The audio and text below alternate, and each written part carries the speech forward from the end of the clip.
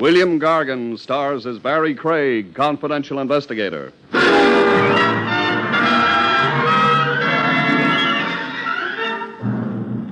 What's in a name, a poet once said, and he was so right. You can list every guy as Smith or Dokes, and it doesn't make any difference.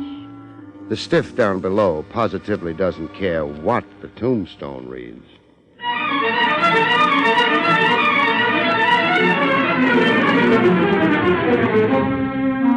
The National Broadcasting Company presents William Gargan in another transcribed drama of mystery and adventure with America's #1 detective, Barrie Craig, confidential investigator.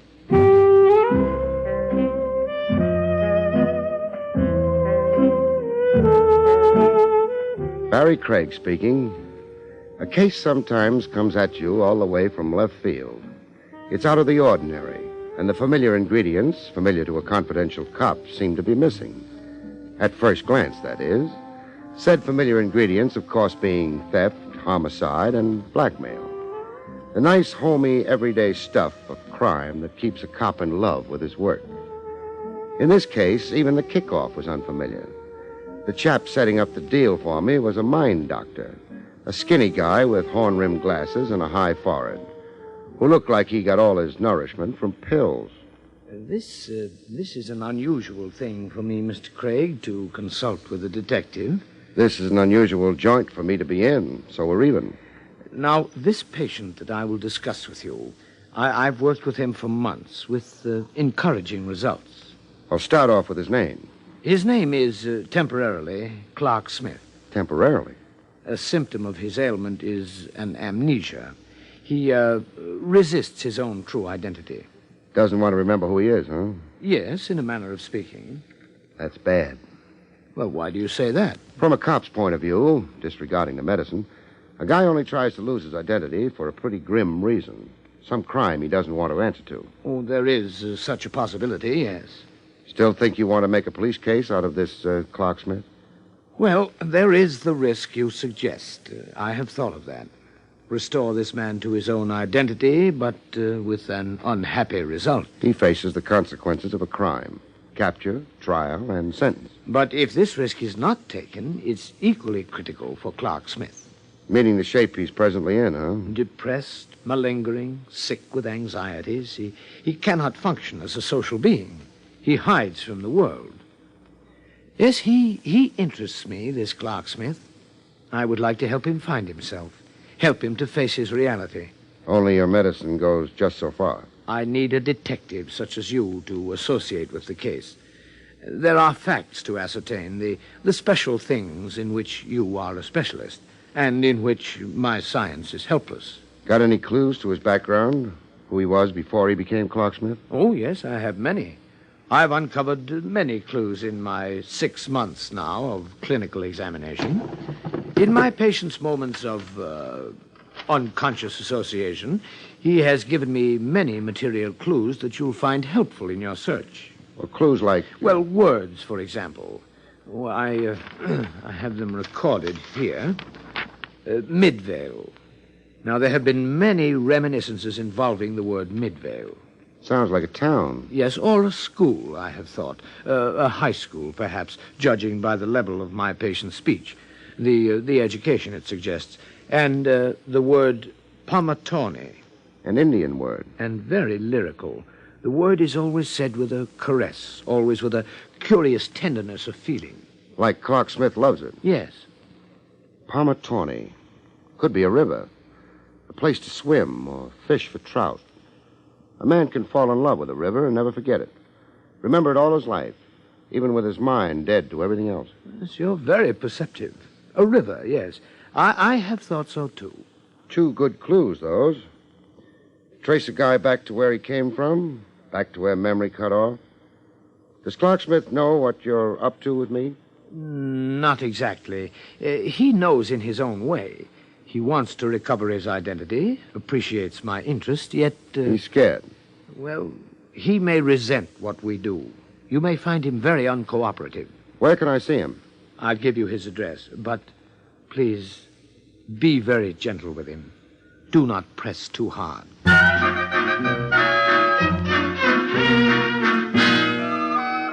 I found Clark Smith at home. Home was a beach shack out on Long Island. Shangri-La made out of plywood and thumbtacks, serenaded by big seagulls with wing spreads like eagles. Smith looked the part of a beachcomber. He wore faded blue jeans slit at the sides and a fish knife in his belt with a mean-looking blade. He gave me the long once-over. It's a 35-pounder. No kidding. The striped bass. I pulled her in at the Anthony Lighthouse. I broke 2 lines on her. Sounds like quite a battle. Quite a battle, yeah. You'll find her in the shed, packed in ice. Leave the money on the table. I'm not a fish buyer. I'm Barrie Craig. Barrie Craig? Right now associated with Dr. Vanner. To help you, Smith. Help you get back to the life you belong to. I belong here. What are you after with me? I said to help you. Dr. Vanner and me. We're on your side. We're your friends. I don't want help. Sure you do. If you didn't, you'd never have gone to Dr. Vanner in the first place. I went to find peace, so I'd calm down. To fish, you need to be calm. You went to find yourself. Don't back away from one big truth, Smith. You're one big inner drive. Mr. Craig, I'm afraid. Sure you are. I understand. But I say you can't be any worse off than you are now. Have a little faith, Smith. Faith. Midvale and Pomatawny. What do the words mean to you? I don't know. I know the words, but I don't know what they mean. I don't know. Okay, forget them. I'll try to find out another way. If I'm stuck, I'll come back to you. We'll go over it again. We'll go out in a boat and fish and talk. Midvale and Pomatawny. Clues sometimes take you for a ride around the moon. You're a skywriter spelling out the word futility. Other times it all comes easy, too easy. You don't have to be a detective, just a researchist with a world almanac. The section that says index of towns and places and rivers. I found the river Pomatawny merely by running down a line of names of American rivers. The Pomatawny River, but it wasn't in any town called Midvale. The Pomatawny River was in Farrington, a town in Jersey. I kept hunting Midvale in the book. Anything named Midvale in the town of Farrington. I checked school, high schools, and universities, then industries. Under industries, I found it. The Midvale Bottling Works, located in Farrington. I had reason to hop a train to Jersey. One Horse Farrington had a sheriff. It also had a barber, both rolled into one. The sheriff and the barber were one and the same guy. Came a shortage of lawbreakers, at least there was always hair to cut. I phoned you in advance of coming, Sheriff. You know why I'm here. Yes, I know. But just a minute till I get out of this coat. Can't sheriff in a barber's coat. Why not? Just not right, that's all. Now can we get down to it? Not yet. Can't sheriff without my badge. Here it is. Now, about this missing feller. I took this snapshot. I sneaked the picture. The guy's sensitive to attention, so don't expect too much. Well, ever seen him before? Yeah, picture's kind of blurry. My $2 camera, I'm sorry. No, can't say I ever seen this one. For what there's to see. But you don't need to be showing me pictures. Only one man's disappeared from Farrington in the years I've been barber. How about in the years you've been sheriff? Same answer. Lloyd Beamer. He's the only one who's disappeared and ain't never turned up. It's 7 years now. Maybe 8, coming right down to it. Fill me in on Lloyd Beamer. Oh, ain't much filling I can do. Just that Beamer ran the Midvale Bottling Works. That's right on the county line. Owned it, Beamer did, till he went. Went where? Can't say. Nobody can say. Bit flighty, that Lloyd Beamer. His head was always in books. Lived in the town, but you wouldn't know it. Kept to himself. Even on election day, never showed up to vote. Imagine. Who runs the bottling works now? Mrs. Beamer. That's Lloyd's wife, Polly. She's there now, minding things. If you'll be wanting to talk to her... I'll be wanting to.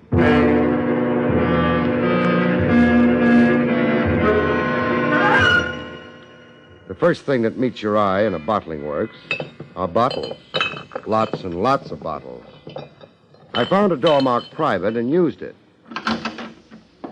On the inside of the door was somebody who looked like privacy was wasted on her. Too many good looks to keep them all to herself. A face you'd expect to find in Tahiti, never in a bottling works. Yes? Am I intruding? You've already intruded. You're chilly? I always am in refrigerated rooms. How about a warming smile? I'll have you arrested. You didn't let me finish. A warm smile of gratitude on account of the great thing I'm about to do for you. What is that? Reunite you with your husband. My husband? Uh-huh. Don't you want to be? Is this some practical joke? I'm a comedian, only up to a point. Well, what's the matter? Matter? You're green around the gills. I feel faint. Your remarks, I was utterly unprepared. I'm all right now. Well, take more time. No. Please talk. Your husband, Lloyd Beamer, has been missing. For more than 6 years, yes. I've got a fellow I think could be Lloyd Beamer. It's impossible. Why? Why? Because in all these years, there's never been a word. That makes it strange, but not impossible. A man loses his memory. How does he know who to write to, be in touch with? This person, you say he cannot remember? Amnesia of a kind. I'm piecing his past together, reconstructing a picture.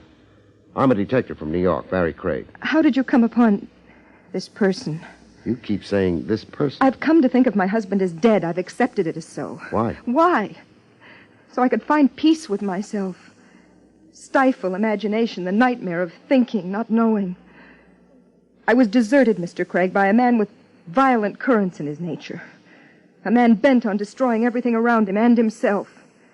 It was better to think of him as dead, so I could have some peace, some life. I'm sorry. I guess I was a jolt to you. A trifle crude in my approach, maybe. Of course, this man might not be your missing husband. It may turn out that he's not. But you seemed so very sure before. Some clues relate him to the town of Farrington, to these bottling works. Clues, but they may be coincidental. You never know. What? But the lady. Oh, I'm sorry, but I think I'm going to... Hey! The lady. It was a faint, the deadest faint I'd ever seen. A faint like death, and the frightening thing about it, it could be death. A heart attack from the shock of it all. For all the pulse I was getting, the next move could be the coroner's.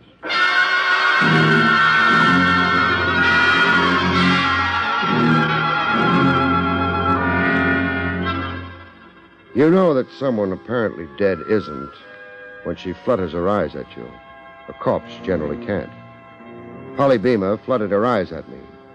I was close enough to admire their color. Oh, what happened? You passed out, a dead faint, and no pulse like your heart had stopped pumping blood.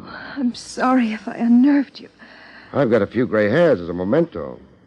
So I hate to say hello to a girl and have her promptly drop dead. The news you brought me, it was so overwhelming. Apart from the news itself, what else gave you conniptions? What else? The prospect of a return of Lloyd Beamer, your missing husband. I don't think you fancy the idea as a woman. No, I don't. We were never so much of a couple. Besides, I've built a whole new life for myself since... A new life meaning a new guy? New interests, a new independence and outlook. You're glossing over the new guy? There are men in my life, of course. Men or a man? I'm young. I have a right. No question of it. All right, then, the way it stacks, if my party is the missing Lloyd Beamer, reassuming his proper station can create complications. Complications? He isn't wanted. No welcome home. Rough on a guy, kind of. A return to identity at long last, only to find himself on the scrap heap. I don't think this person you talk about is my husband. You mean you hope he isn't. But we'll soon know. I've got a couple of more questions. Yes? Assuming my party is Lloyd Beamer, I've given you an idea of the condition he's in. Loss of memory, you said. Yes, an acute case. He's been under medical care. Now I ask you, why would Lloyd Beamer suffer a loss of memory? I don't understand the question. The medic handling Beamer hinted that his patient may be helped induce his own condition. Blanked out so as not to remember something too painful. Blanked out to escape being Lloyd Beamer, if you get me. Yes, I do understand you. Again, assuming this is your husband. So what was he running from? What was he running from? Trouble, a crime maybe, something he was guilty of, and the fear of discovery? There was nothing like that in my husband's affairs. Okay for that. I'm glad to hear it. Then the escape was for, let's say, strictly personal reasons. personal problems of non-criminal character. Lloyd was an eccentric, secretive. He never could quite fit into the group.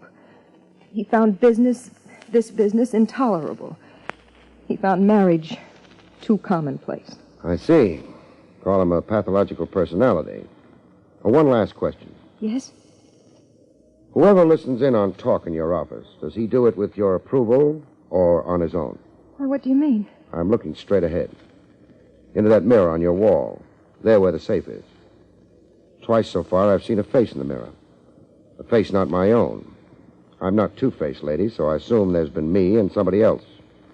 Somebody peeking through the connecting door behind me. This door. Peeking and eavesdropping. Well, there's nobody. Not now. He's gotten an earful and decamped.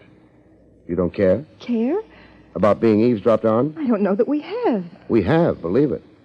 Who was it? I don't know. We have 30 employees in the plant. Heavy brows, eyes deep in his head. This connecting door behind me, he had it open to an aperture of 6 inches. Where does the door lead to? Well? It leads to the office of the plant manager. Namely? Howie. Roy Howie. I'll go introduce myself. Oh, by the way, pictures. Got any around of your missing husband?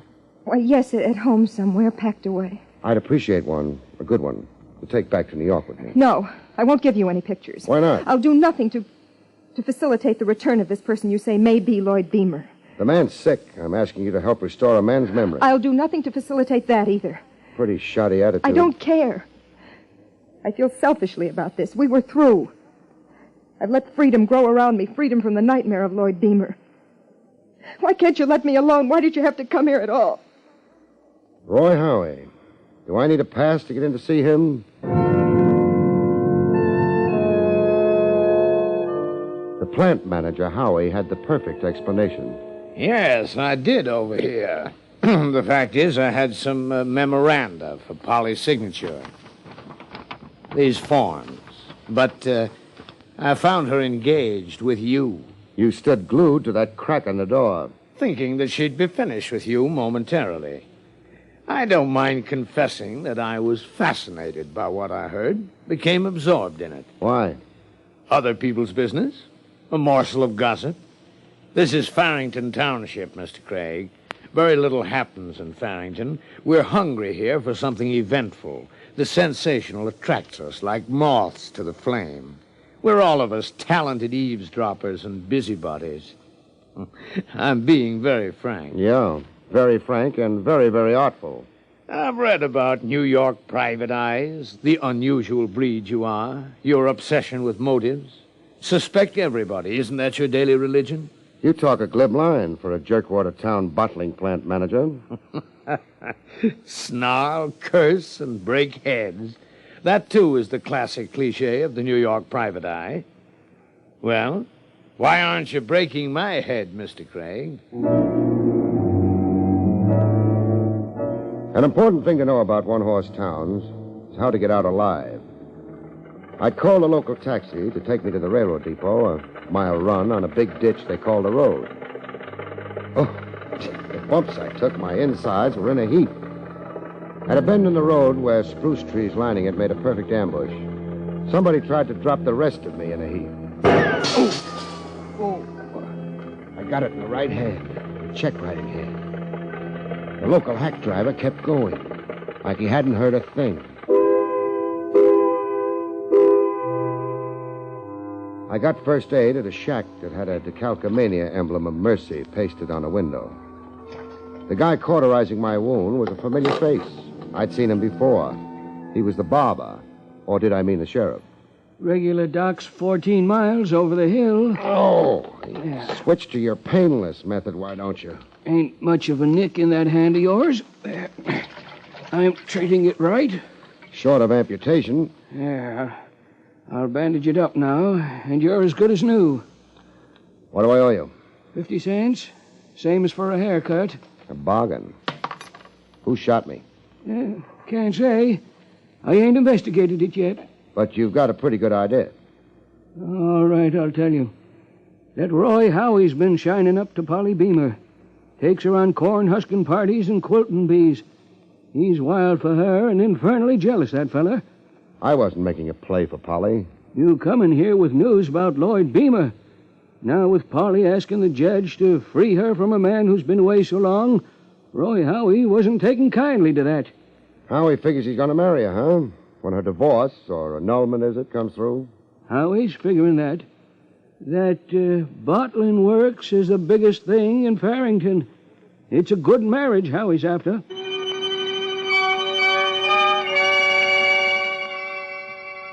I made hasty tracks out of dear Farrington Township. I had unexpected company on the train, right on the seat beside me, white-faced but smiling. A fetching smile that figured to melt men's hearts. Polly knew how to turn it on. Surprised, Mr. Craig? Not too. I figured if Howie failed to kill me, you'd try it another way. I don't understand. Charm me to death. And you're doing it. Doing what? Sitting closer than train regulations allow and breathing on my neck. Before what you said, Howie's failing to kill you? Come off it, lady. It's you and Howie. One nod away from the altar. Wedded bliss the minute some judge signs a final paper. I popped in with a facsimile of your missing husband at a bad time. All right. It's so. I won't attempt to lie to you. Howie and I are in love. Planning marriage. But I gummed up the work. If this person is who you say he is, I'm frightened. Frightened enough to endorse murder? Howie didn't attempt your life. Not really. He just meant to scare you, make you stop meddling in our lives. And I did not endorse it, Mr. Craig. Howie's impulsive, sometimes foolish. It was his own foolish scheme. Which brings us to you sharing a seat with me. To go with you and confront this person you say might be Lloyd Beamer.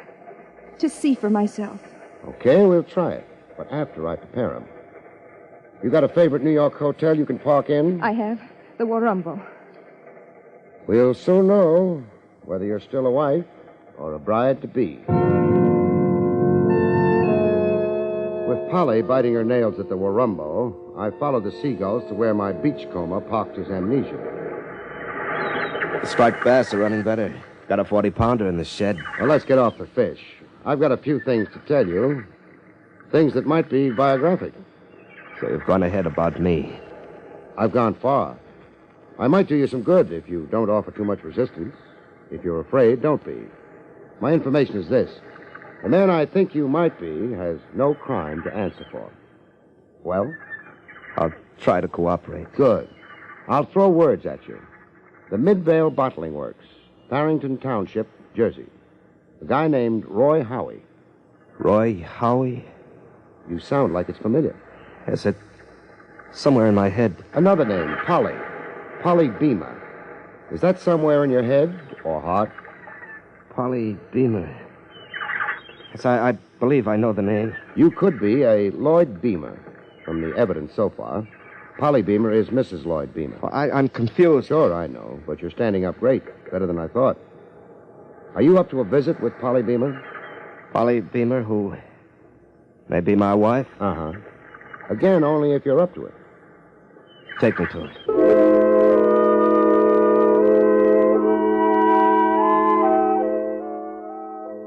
I brought Smith to the Warumbo Hotel. Polly made an odd request of me. May I talk to this person alone? If you're going to insist. Please, Mr. Craig. I don't relish being emotional in front of third parties. Meaning me. Okay. I'll wait in the hall. Call me when you're ready.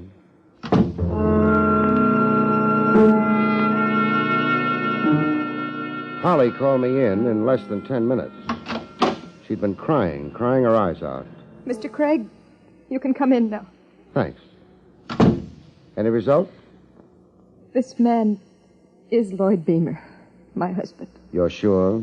Could I be mistaken? No, I guess not. Turnabout now, Polly. Your turn to wait in the hall. It's two alone. Me and Beamer. What on earth for? I'm completing a job, Polly, wrapping it up. Your questions are out of order. Wait outside. I'll go, of course, if you must. Now you, Beamer. Yes? That's really your name, huh? The one you lost somewhere. Yes, I'm Lord Beamer. I'm still a little new, but... But you're not too unhappy over it. Pretty wife, a bottling plant. Quite a change from a beachcomber. You sound like you begrudge me. If you're Beamer, I'll shake hands and say goodbye. Report back to Dr. Vanner, my original client, tell him the good news. if you're Beamer. Well, now you're talking like you don't think I am. I just don't know, but I will know in a minute. It seems Beamer had a mermaid tattooed on his chest. A mermaid? I got this from intimate sources. The sheriff, close friends of the Beamers. Strip, mister, so I can see your chest. Now, wait a minute. Then I'll do it for you. Hey. No tattoo, mister. You're a phony. Okay, what's the game? I'll answer it. Blackmail. You've got enough on Polly Beamer to make her accept you as Lloyd Beamer, even though she knows you're a phony. That's why she wanted to be in here alone with you. Find out what you had on her. Well? I've got nothing to say. Then keep listening. The amnesia was a fake, a pretense right from the start. You used Doc Vanner as a dodge, and then began using me. I was to lead Polly Beamer to you, worry her so she'd be apple pie in your hands. Your so-called amnesia for all these years was a device to provide an explanation for Lloyd Beamer's long absence. Wherever explanations might be needed, in Farrington Township especially, well... I've still got nothing to say. Then you're a sucker. Confession you might mitigate police charges against you. You're licked anyhow. The scheme's boomeranged. You won't get Polly, and you won't get a dime. You'll help me get off? I'll put in a good word. Okay. Lloyd Beamer's dead. I got to know him in the years he'd run off from his wife. He's been dead a few months now. Who murdered him? His wife, Polly. She discovered his whereabouts a few months ago, in the shack out on the island. She shot him and buried him in the cove. She didn't know that all the time there was an eyewitness. You? Yeah, me. I was out in the shed packing ice around some bass. Polly thought Beamer was living there alone as a hermit. The fact is, it was Beamer's shack. He owned it. He'd invited me to share it. Beamer's corpse. You can lead me to it? I can. And you testify in court as an eyewitness to murder? I'll testify. Just how did you expect to crash Farrington society as Lloyd Beamer with your face? I didn't. Polly and me, we were going abroad right away. She agreed to go to Europe with me. With all the dough she had in her satchel? With dough, yeah. For a smart crook, mister, you're surprisingly stupid. Stupid? You panic easy. Oh. I'm just beginning to catch on. That tattoo, the mermaid on Beamer's chest, you made that up. So I did. I'll go call Polly in. Polly? Polly, come in and face the music. Face the music? Murder, baby. If you've got one of those fancy feints handy, now's the time. I just found out how you murdered Lloyd Beamer. What? Well, what do you know? She's gone and done it again.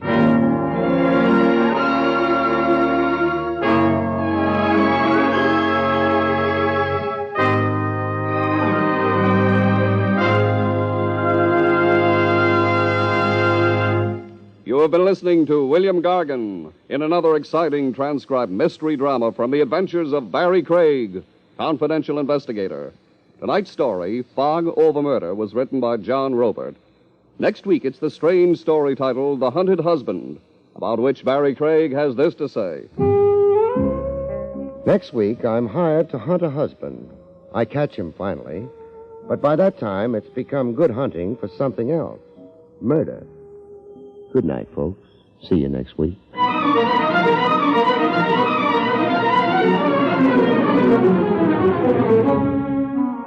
The National Broadcasting Company has brought you William Gargan, starring as Barrie Craig, confidential investigator.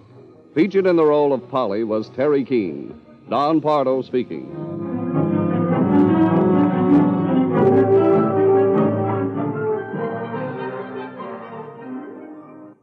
Jack Webb stars as Sergeant Friday in Dragnet next on the NBC Radio Network.